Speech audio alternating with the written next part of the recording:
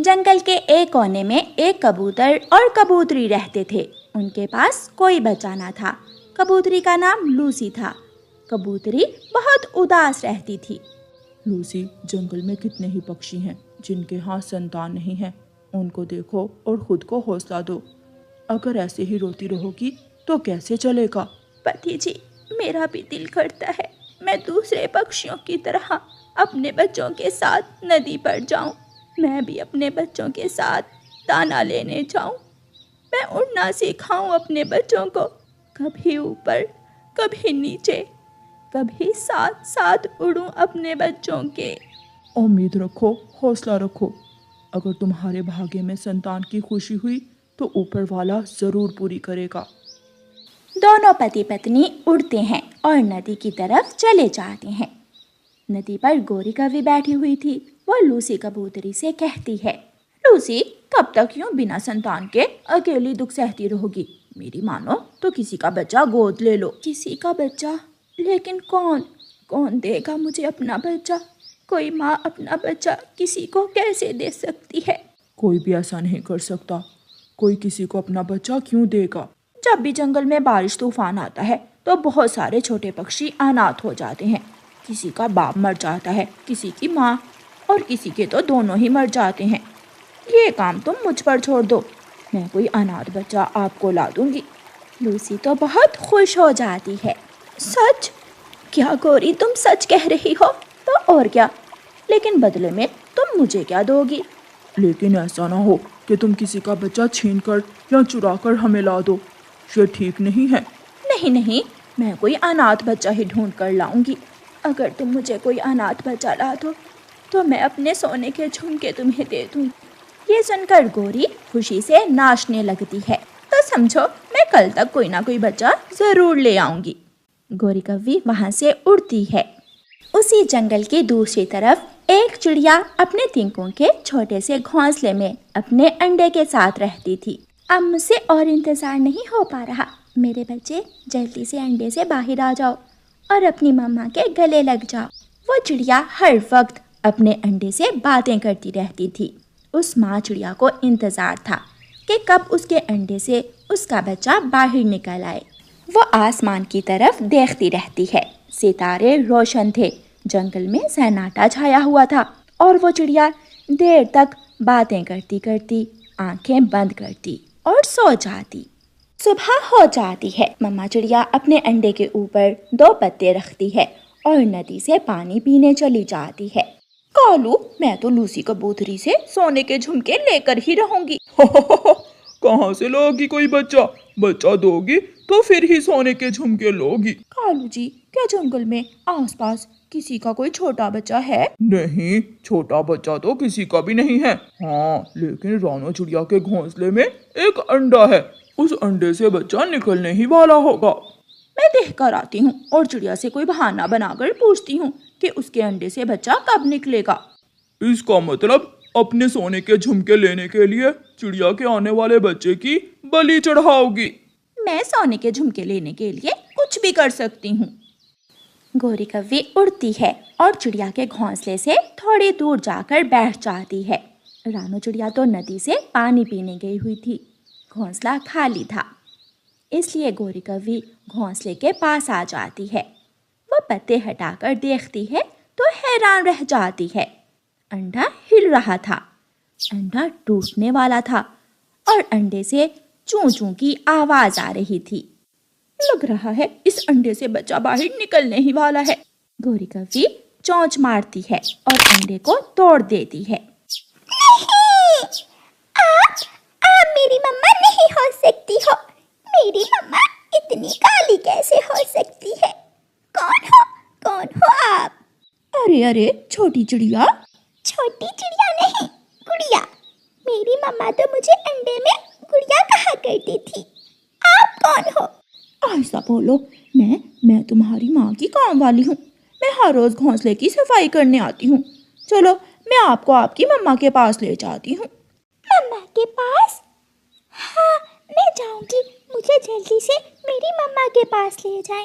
मेरे ऊपर बैठ जाओ। गोरी कौवी गुड़िया को अपने ऊपर बिठाती है और उसे वहां से ले जाती है। लो, ये रही तुम्हारी माँ।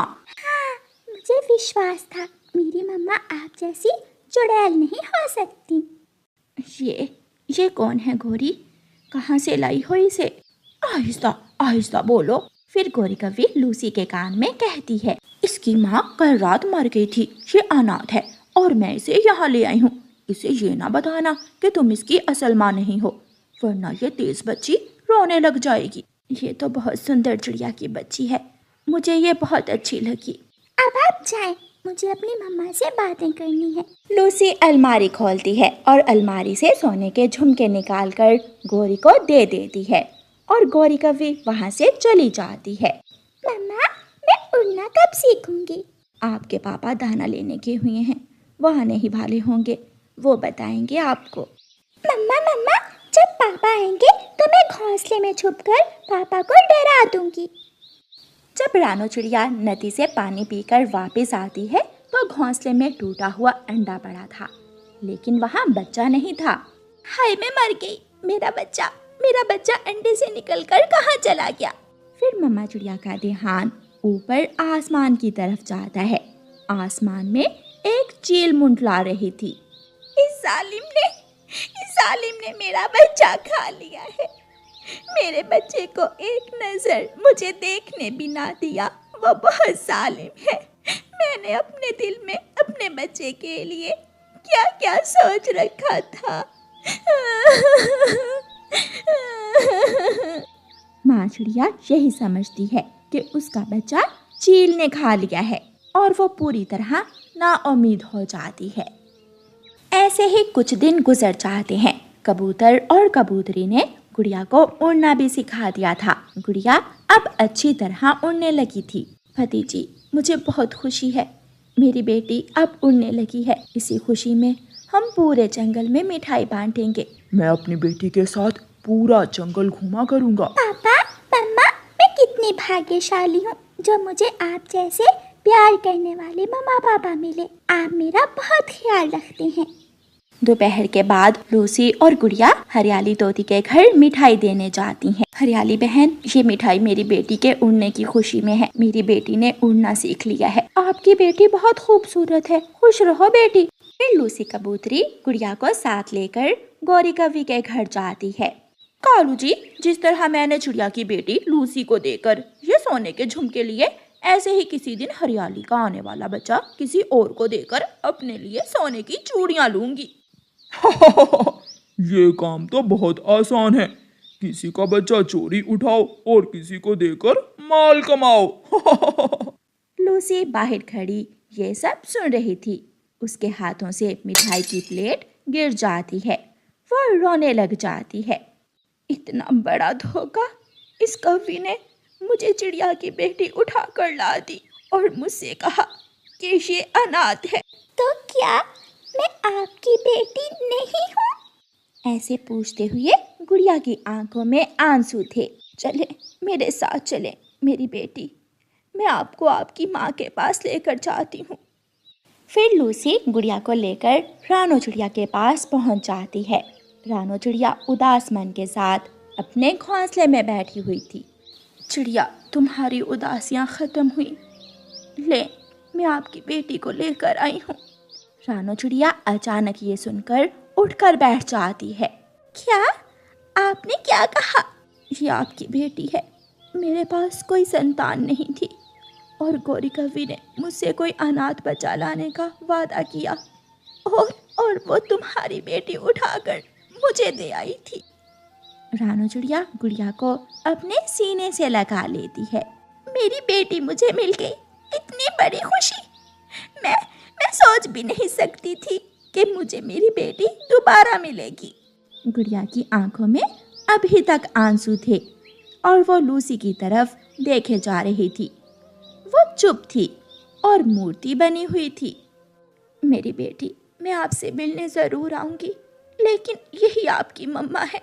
ऐसे कहते हुए लूसी वहाँ से चली जाती है और गुड़िया उसे दूर तक जाते हुए देखती रहती है। पीपल के उस पेड़ पर चिड़िया लंबे समय से रह रही थी। अंडों से बच्चों के निकलने से पहले ही उसका पति मर गया था। अब अपने बच्चों का सारा पालन पोषण अकेली मम्मा चिड़िया पर ही था। बच्चों, आज क्या खाओगे आप? मैं चावल का दाना। और मैं दाल और फल भी। मैं अभी थोड़ी देर में आपके लिए दाना लेकर आती हूँ। मेरे जाने के बाद पता है ना क्या करना है? घोंसले के नीचे पत्तों में छुप जाना है। और जब तक आप न आए पत्तों में ही छुपे रहना है, क्योंकि हमें अभी उड़ना नहीं आता। शाबाश मेरे अच्छे बच्चों। फिर मम्मा चिड़िया भोजन लेने अपने घोंसले से निकलती है। मम्मा चिड़िया इधर जाती है, मम्मा चिड़िया उधर जाती है। मैदान से दाना ढूंढती है, घने जंगल से फल। हो गया, आज का काम हो गया। अब मैं अपने बच्चों के पास बाकी का दिन गुजार सकूंगी। पीछे खड़े कौवा और कौवी चिड़िया को रोक लेते हैं। चिड़िया, ये फल मैंने कल देखा था। तोड़ा इसलिए नहीं कि कल ये कच्चा था और आज पक गया है, इसलिए ये हमें दे दो। मेरे बच्चे अभी छोटे हैं, वो उड़ भी नहीं सकते। ये फल मैं उनके लिए लेकर जा रही हूँ। मेरा बेटा भी छोटा है, सीधे से ये फल मुझे दे दो। फिर चिड़िया वो फल गोरी कौवी को दे देती है। ये दाना तुम ले जाओ, हम इतने भी जालिम नहीं हैं। चिड़िया चुपचाप वहाँ से चली जाती है। मम्मा, मेरा फल कहाँ है? नहीं बेटा, मैं आपके लिए फल ना ला सकी। आप भी गुड़िया बहन के साथ दाना ही खा लें। ऐसे मम्मा चिड़िया अपने बच्चों को भोजन ला कर देती। एक दिन मौसम बहुत खराब था, मगर मम्मा चिड़िया को अपने बच्चों के लिए दाना तो हर मौसम में लाना होता है। हवा तेज है बच्चों, आप एक दूसरे के पास ही रहना और घोंसले से बाहर ना निकलना। बाय मम्मा, जल्दी आना। मम्मा चिड़िया उड़ती है। तेज हवा में उड़ना उसके लिए बहुत मुश्किल हो रहा था, क्योंकि आज हवा कुछ ज्यादा ही तेज थी। तेज हवा मम्मा चिड़िया को एक दिशा में धकेलती है और मम्मा चिड़िया सीधी जाकर एक चट्टान से टकराकर गिर जाती है। वो मर जाती है। थोड़ी देर बाद हवा थम जाती है। कबूतर मम्मा चिड़िया को मरा हुआ देखकर जल्दी से जंगल जाता है। बच्चों, आप घोंसले में ही है ना? ये आवाज मम्मा की तो नहीं है। कौन है आप?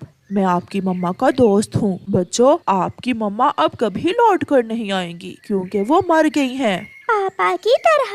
हाँ, आपकी मम्मा भी आपके पापा के पास चली गई हैं। ये सुनकर छोटे बच्चे रोने लग जाते हैं। हाँ कबूतर यार, अब उन बच्चों का हम में से ही किसी को पालन पोषण करना होगा। वो अभी बहुत छोटे हैं। कौन लेकर जाएगा उन्हें अपने घर? एक बच्चा मैं ले जाता हूँ और एक तुम ले जाओ। कालू, सुना है वो चिड़िया मर गई है। हाँ गोरी, सुना तो है। मम्मा, उस चिड़िया के बच्चों को भोजन कौन ला कर देगा? कालू जी, क्यों ना हम उस चिड़िया के बच्चों को हमारे घर ले आएं? गोरी, क्या कह रही हो? होश में तो हो। उन्हें दाना कौन ला कर दिया करेगा? हमने तो हमेशा उनका दाना छीना है। कालू जी, समझो तो, महीना 2 महीने दाना लाकर देंगे, फिर सिखाएंगे उन्हें चोरियाँ, और फिर सारी जिंदगी हम और हमारा बेटा उनका चोरी किया हुआ भोजन खाएंगे। और हमें मुफ्त में नौकर मिल जाएंगे। गोरी, क्या दिमाग है तुम्हारा? मैं अभी जाता हूँ। फिर कालू कौवा घर से निकलता है। ये जिम्मेदारी मैं लेता हूँ, बच्चों को हम पालेंगे। यार कौवे, क्या आप ये सब कर लोगे? बच्चों को एक दूसरे से जुदा किया तो वो मर जाएंगे, इसलिए दोनों बच्चों को मैं ही अपने घर ले जाता हूँ। मिट्ठू और कबूतर कौवे की बात मान लेते हैं। कौवा उन बच्चों के पास जाता है। बच्चों, मैं आपको लेने आया हूँ, आप आज से हमारे घर में रहोगे। अंकल, हमें अभी उड़ना नहीं आता, हमें दाना कौन ला कर देगा? मैं आपको सब सिखा दूंगा। फिर कालू कौवा बच्चों का घोंसला उठाता है और अपने घर ले जाता है। लो बच्चों, दाना खाओ। मम्मा, मैं चिड़िया के बच्चों से खेला करूँगा। नहीं जग्गू, तुम इन बच्चों से दूर ही रहोगे। डरते डरते बच्चे दाना खा लेते हैं। वो बच्चे जो रात को आधी आधी रात तक अपनी मम्मा से बातें किया करते थे, आज वो एक कोने में अकेले लेटे हुए थे। मम्मा, मम्मा, मुझे आपकी बहुत याद आ रही है। कुकू रोने लग जाता है। चुप चुप कर जाओ, अगर अब रोए तो मैं बहुत मारूंगी तुम्हें। यहाँ तुम्हें दाना मिलेगा, मगर तुम्हारी माँ का लाड प्यार मैं नहीं दे सकती तुम्हें। सो जा मेरे जग्गू बेटे, तुम क्यों अपनी नींद खराब कर रहे हो। दिन गुजरते गए और फिर वो बच्चे आहिस्ता आहिस्ता उड़ना सीख लेते हैं। कौवा और कौवी उन्हें दाना ला कर देते थे। कालू जी, अब ये बच्चे उड़ने लगे हैं, आज रात से इन्हें अपने साथ लेकर जाया करो, इन्हें काम सिखाओ, अब हमारे आराम के दिन आने ही वाले हैं। हाँ पापा, मैं भी आपके साथ जाऊंगा। मम्मा, मैं भी जाऊंगी पापा साथ। आप दोनों ही अपने पापा कालू के साथ आज से जाया करोगे। मगर याद रखना, जैसे जैसे मैं कहूँगा तुम्हें वैसे ही करना होगा। कालू कौवा चिड़िया के दोनों बच्चों को अपने साथ बाहर ले जाता है। यहाँ छुप जाओ। एक दूसरे की तरफ देखते हुए बच्चे कालू कौवे के साथ पेड़ के पीछे छुप जाते हैं। मम्मा, भूख लगी है। अभी आपके पापा आने ही वाले होंगे, बेटा थोड़ा इंतजार करो। सुनो बच्चों, हम उस सामने वाले घर में चोरी करेंगे। जब दिया बुझेगा तो फिर हम खिड़की के रास्ते अंदर घुस जाएंगे। नहीं अंकल, हमारी मम्मा ने तो हमें चोरी करने से मना किया था। मम्मा ने कहा था कि कभी चोरी ना करना और हमेशा मेहनत और ईमानदारी से भोजन कमाना। मैंने जो कहा है वो करो। मगर बच्चे वापस घर चले जाते हैं। मैंने पहले ही गौरी से कहा था कि इन बच्चों को पालकर बहुत बड़ी गलती कर रहे हैं हम। आप आगे हैं, आपका पापा कालू कहाँ है? पापा हमें चोरी सिखा रहे थे, हमें चोर नहीं बनना। गौरी गुड़िया के एक थप्पड़ लगाती है। तो क्या तुम्हें हम पुलिस में भर्ती करवाएं? इसी दिन के लिए हमने तुम्हें दाना खिला खिला कर पाला था और अब कहते हो हमें चोर नहीं बनना।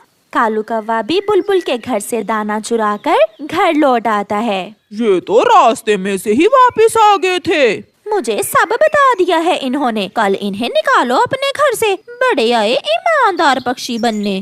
कल क्या, अभी निकालो इन्हें अपने घर से, ये अब हमारे किसी काम के नहीं रहे। हम सुबह चले जाएंगे, मगर हम चोरी करना नहीं सीखेंगे। चलो बाहर निकलो मेरे घर से। कालू कौवा दोनों बच्चों को घर से निकाल देता है। दोनों बच्चे अपना घोंसला उठाकर उसी पीपल के पेड़ पर चले जाते हैं जहां वो अपनी मम्मा के साथ रहा करते थे। अपना खून ही काम आता है, सच ही कहा है किसी ने। तुम कालू कल से हमारे जग्गू को काम सिखाना, इसे साथ लेकर जाना।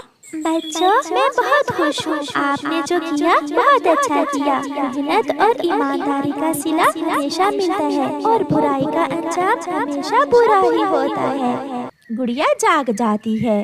हाँ मम्मा, हम हमेशा आपकी बातों को याद रखेंगे। हम हमेशा वही करेंगे जो आपने हमें सिखाया। अगर दुख है तो दुख ही सही, मगर हम चोरी नहीं करेंगे। फिर उस दिन के बाद वो बच्चे वहाँ खुद से रहने लगते हैं। वो दोनों दाना लाते और गुड़िया जो समय बच जाता उसमें घोंसले की मरम्मत कर लेती। कालू कौवे ने भी जग्गू को चोर बना लिया था। पापा, अब तो मैंने सारा काम ही सीख लिया है। पापा देखना, मैं आपसे बड़ा चोर बनूंगा एक दिन। तो और क्या, मेरा बेटा बहुत बहादुर चोर बनेगा। चलो जग्गू बेटा, आज नदी के उस पार जाना है। वो घर से निकलते हैं, वो चोरी करने जाते हैं। जैसे ही उस घर की बत्ती बंद होती है, कालू कौवा और उसका बेटा घर में घुस जाते हैं। थोड़ी देर बाद डंडों की आवाजें आती हैं। बचाओ बचाओ, हमें बचाओ। पापा, मेरा सर फट गया है। घर की बत्ती जलती है और कोई उन्हें उठाकर घर से बाहर फेंक देता है। कालू कौवे और उसके बेटे का बेजान शरीर कांटों के पेड़ पर गिरा पड़ा था और उनके शरीर से खून का आखिरी कतरा भी बह जाता है। सुबह हो जाती है। हाय मेरा जग्गू, मेरा कालू, मेरे जग्गू ने अभी देखा ही क्या था। मैं कहाँ से लूँ अपना बेटा, मेरा पति, मेरा शेर जवान बेटा। गौरी बहन, चोरी करने का अंजाम ऐसा ही होता है। वो घर उल्लुओं का था, उन्होंने मार मार कर दोनों बाप बेटे को ही मार दिया। अब तुम्हें सब्र करना होगा और खुद को बदलना होगा, वरना तुम्हारा अंजाम भी यही होगा। सुबह से शाम हो जाती है और फिर रात। गौरी अपने घर में बैठी रो रही थी जब उसके घर के दरवाजे पर दस्तक होती है। गौरी दरवाजा खोलती है तो सामने कुकू और गुड़िया खड़े थे। मम्मा, आपने हमें दाना खिलाकर पाला था, आप हमारी माँ की तरह ही हैं। ये फल और दाना हम आपके लिए लाए हैं, मगर ये मेहनत और ईमानदारी की कमाई है, चोरी की नहीं है। फिर गौरी कव्वी दोनों बच्चों को गले से लगा लेती है। मुझे गर्व है आप पर बच्चों, आप सच्चे थे, आप जीत गए और मैं हार गई। हारी भी ऐसी कि सब खो दिया। मुझे कभी छोड़ कर ना जाना बच्चों। फिर वो दोनों बच्चे गौरी कव्वी के साथ उसी घर में रहने लगते हैं। प्यारे दोस्तों, हमें भी अपनी जिंदगी हमेशा ईमानदारी और सच्चाई के साथ गुजारनी चाहिए, वरना अंजाम कालू कव्वे और जग्गू जैसा होगा। और प्यारे दोस्तों, इस कहानी को लाइक जरूर करना। आपका धन्यवाद।